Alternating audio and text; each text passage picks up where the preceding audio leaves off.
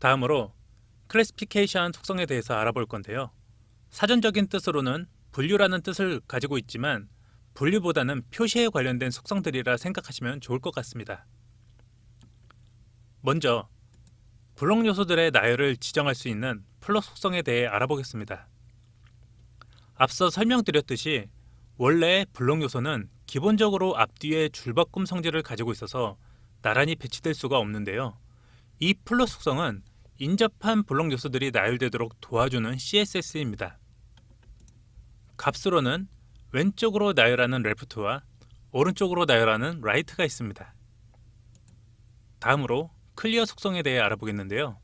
클리어 속성은 바로 이전에 사용한 플롯의 속성을 해제하는 데 사용합니다. 사용되는 값은 기본적으로 이전 플롯 값을 초기화시키는 보스만이 사용됩니다. 다음으로 자주 접하게 되는 디스플레이 속성에 대해 알아보겠는데요. 디스플레이 속성이 하는 일은 크게 두 가지로 요소의 성질을 바꾸거나 요소를 숨길 때 사용합니다. 사용하는 값으로는 인라인 요소를 강제로 블록 요소로 바꿀 수 있는 블록 값과 블록 요소를 강제로 인라인 요소로 바꿀 수 있는 인라인 값, 그리고 인라인과 블록 요소의 성질을 모두 가지고 있는 인라인 블록, 그리고 마지막으로 해당 요소를 숨기는 non 값이 있습니다. 다음으로 커서 속성에 대해 알아보겠는데요. 커서 속성은 커서의 모양을 바꿀 때 사용하는 CSS입니다. 보통 화살표를 손가락 모양으로 바꿔주는 포인터 값을 많이 사용합니다. 이번엔 비지빌리티 속성에 대해 알아보겠는데요. 값으로는 요소를 보여주는 비지블과 숨겨주는 히든이 있습니다. 디스플레이 논과 비슷하면서도 다를 수 있는데요.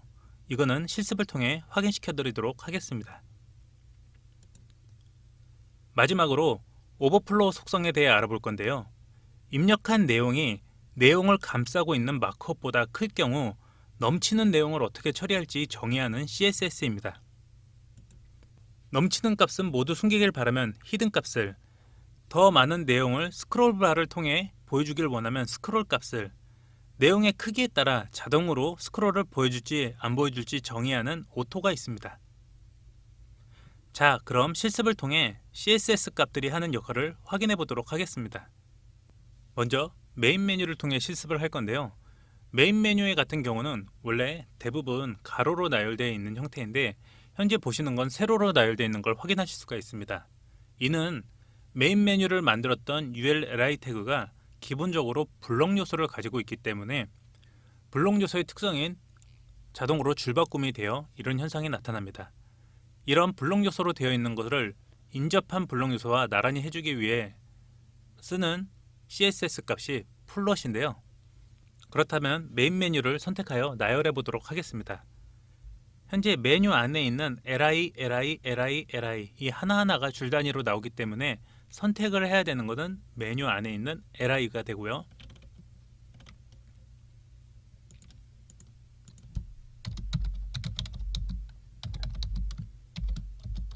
선택된 li들은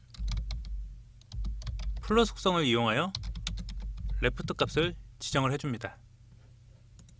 세로 고침을 해보면은 보시는 바와 같이 메뉴들이 가로로 나열되는 걸 확인하실 수가 있습니다. 그럼 이번엔 플롯 라이트 값을 줘보면은요, 메뉴들이 오른쪽으로 붙어서 나열되는 걸 확인하실 수가 있는데요. 플롯 라이트를 줬기 때문에 첫 번째 메뉴가 가장 오른쪽으로 가는 걸 확인하실 수가 있습니다. 다시 플롯 레프트로 돌렸고요. 이번엔 소비자가 판매가 쪽을 플롯 값을 이용해 갖고 정리를 해보도록 하겠습니다. 원래 소비자가가 있으면은 그 옆에 가격이 와야 되고 판매가가 있으면 그 옆에 가격이 와야 되는데 DL, DT, DD의 기본 속성은 이렇게 교차식으로 나타나는 거라 플롯 값을 이용해 갖고 다시 정렬을 해보도록 하겠습니다. 아까 두께 조절을 위해 선택했던 info DT에다가 값을 주면 되는데요.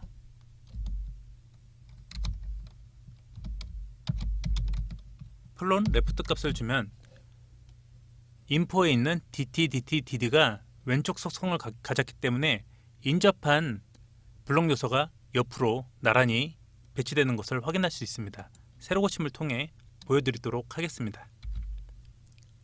보시는 바와 같이 소비자가, 판매가, 적립금이 나란히 표시되는 걸 확인하실 수가 있습니다.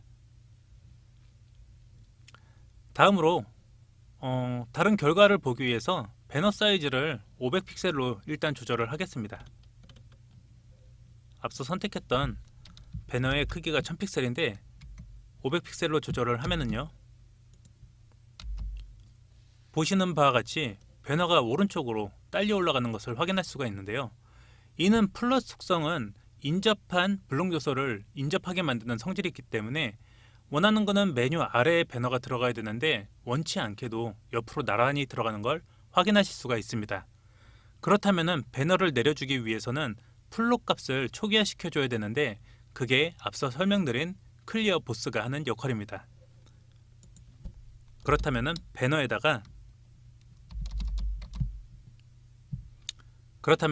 배너를 감싸고 있는 div에다가 클래스명을 지정을 해줘야 되고요.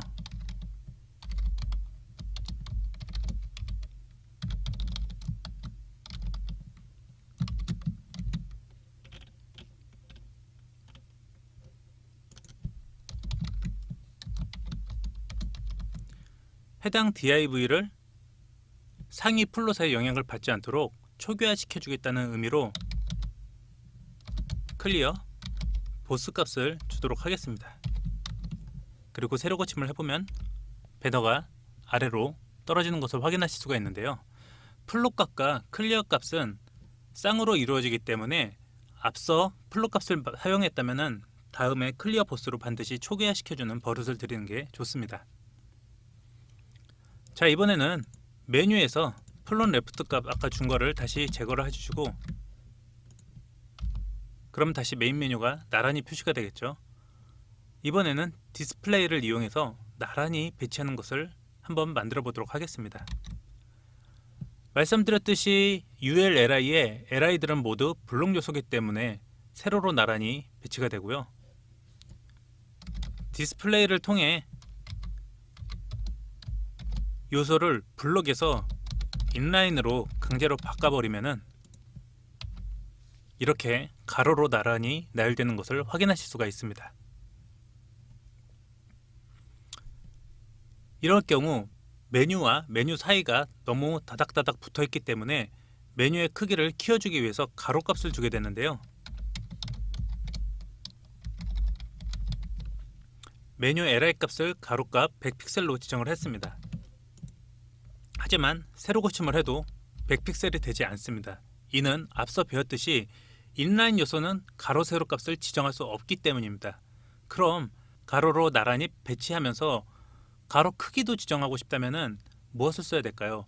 그래서 존재하는 것이 인라인 속성과 블록 속성을 모두 가지고 있는 인라인 블럭입니다. 값을 인라인 블럭으로 수정을 하면은요,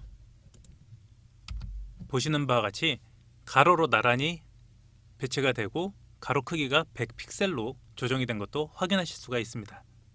자, 이번에는 인라인 요소를 역으로 블록 요소로 한번 바꿔볼까요? 로그인과 회원가입 같은 경우는 스판 태그로 만들었기 때문에 스판 태그, A 태그 모두 인라인 요소죠. 그렇다면 글로벌 안에 있는 A 태그를 블록 요소로 강제로 바꿔보도록 하겠습니다.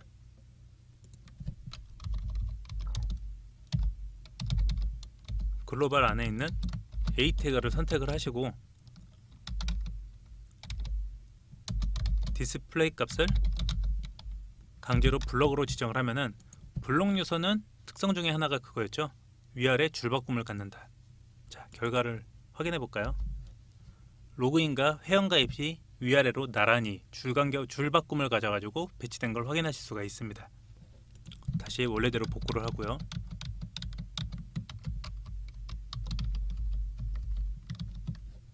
자, 이번에는 커서 속성에 대해서 알아볼 텐데요. 바로 구매 같은 경우는 저희가 버튼의 의미로 만든 거지만 마우스를 올려도 손 모양의 커서가 나오지는 않습니다. 보통 버튼의 의미로 쓰이는 A 태그로 가면은 이렇게 손 모양으로 자동으로 나오는데요. 지금 이 div 버튼 같은 경우는 커서가 변경되지 않잖아요. 이거를 강제로 바꾸는 게 커서라는 속성입니다. 그렇다면 버튼에다가 커서 포인트라는 값을 주면은요, 세로 고침을 했을 때 바로 구미 위에 마우스가 가니까 손가락 모양으로 바뀌는 걸 확인하실 수가 있습니다. 자, 이번에는 로고 영역을 가지고 비지빌리티 연습을 해볼 텐데요. 앞서 작업한 로고 에어리어에 비지빌리티 히든을 줘보도록 하겠습니다. 세로 고침을 해보면 해당 내용이 사라지는 것을 확인하실 수가 있는데요. 해당 내용은 사라졌지만 해당 내용이 있던 영역은 그대로 남아있는 것을 확인할 수가 있습니다. 디스플레이 논이 비슷한 역할을 하는데, 디스플레이 논은 똑같이 숨겨주지만 영역 자체를 통째로 숨겨버리기 때문에 지금과 같이 비지빌리티 히든과는 다른 결과를 보여주게 됩니다.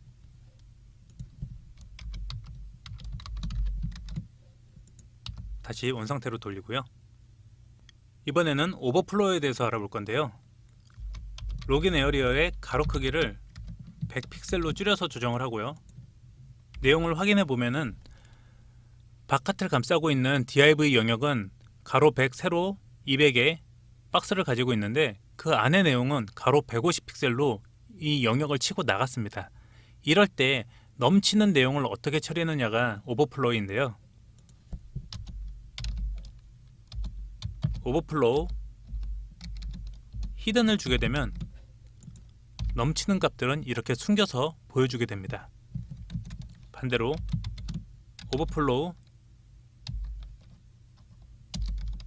스크롤 값을 주게 되면요, 이 영역에 스크롤바가 생겨서 스크롤바를 통해 내용을 확인하실 수가 있습니다.